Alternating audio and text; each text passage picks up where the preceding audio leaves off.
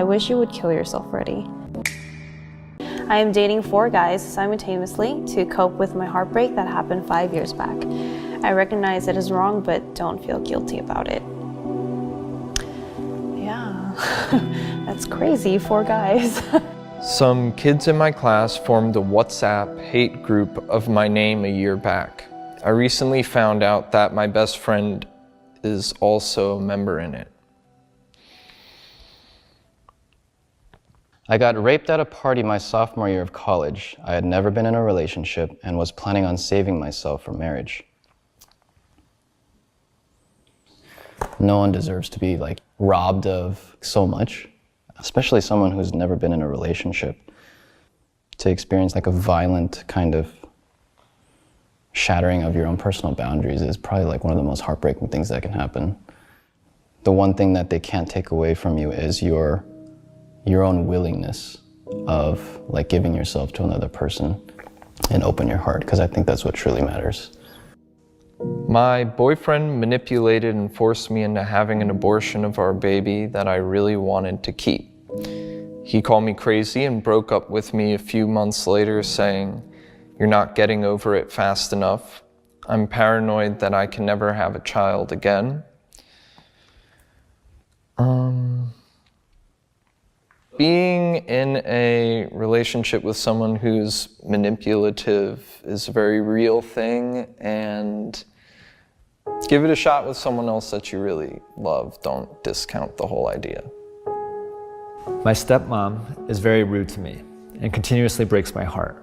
I have ADHD, and each time I mess up, she reminds me how my friends and I don't hang out often. It hurts because I used to look up to her. I hope I can leave the house when I become a teenager. Wow. I think this makes me sad because this is obviously someone who's pretty young who wrote this. They're not even a teenager yet. And to have someone who's in your home who's supposed to love you and care for you be the one that's actually antagonizing you, I think it's really, it really sucks. Their stepmom is human too. What they say is not necessarily true, and they shouldn't carry this with them. Yeah. My best friend and I would spend almost every single day together. People would say our friendship was straight out of a movie. I struggled a lot with depression and anxiety, so one day I decided to tell him all about my worries. Because of this, he started to become distant. Once, when I was ranting a lot, he looked me in the eyes and said, "I wish you would kill yourself already." I still love him and hate myself for that. Whoa. Yeah, that's scary. It's one day there's someone, your friends, or someone you trust the most, and then another day they just kind of become a whole different person. I think it takes a while to rebuild that trust again with other people. It's hard. The last few women I've slept with have turned out to be racist. One of them started calling a stranger black slurs. Another night, a different woman shouted racist stereotypes at a stranger. As a Black Latin woman, it hurts endlessly to know that people I shared my body with could be so hateful towards people that look like me. Whoa. I imagine it must be really startling and like a punch in the face of sorts. Racism is one of the most vile or hateful ways to interact with someone. Our relationships or our past aren't representative of who we are. Just because you have been with people who have turned out to be evil or bad does not mean that you are necessarily evil or bad. Or even if you were racist in the past, or if you had done bad things, that doesn't define who you are now. But it's really important to know and recognize who it is that you are and how it is that you want to live your life. The other day, I took a few selfie pictures of myself and realized how ugly I am. It breaks my heart to acknowledge how much I hate my face.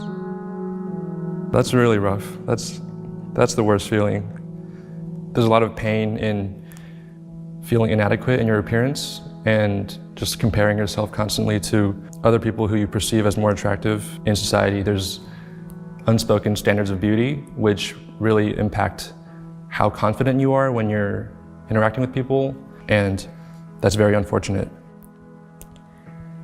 Once I wore my basic outfit, white t-shirt and jeans, to my mom's birthday party. One of her friends, who I've never met before, said to me that I am too fat and need to lose weight. The worst part was that my mom heard it but said nothing. I left the party immediately because I could not hold back my tears. Like, you already have this part of yourself that is like very vulnerable, and then a complete stranger like points it out very rudely, and then your mother also doesn't come to your defense or come to support you. I didn't always think that the clothes I wanted to wear suited me, and there was like this moment I distinctly remember in middle school, it was like in math class, and I just I looked down and I was like, oh wow, like I don't feel great. And like I couldn't focus on anything else. Like I was in class, I was supposed to be learning, but that was all I could think of. I don't know, I really wonder what they did after when they left the party. I hope they're okay. What do you think they would have done?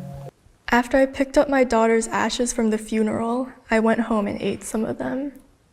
I found one of my old suicide notes in my father's office. He knew that I had suicidal tendencies, but never talked to me about it or changed his abusive behavior. My biggest heartbreak was when my father passed away from cardiac arrest from shoveling the driveway after I was taken in an ambulance for my suicide attempt.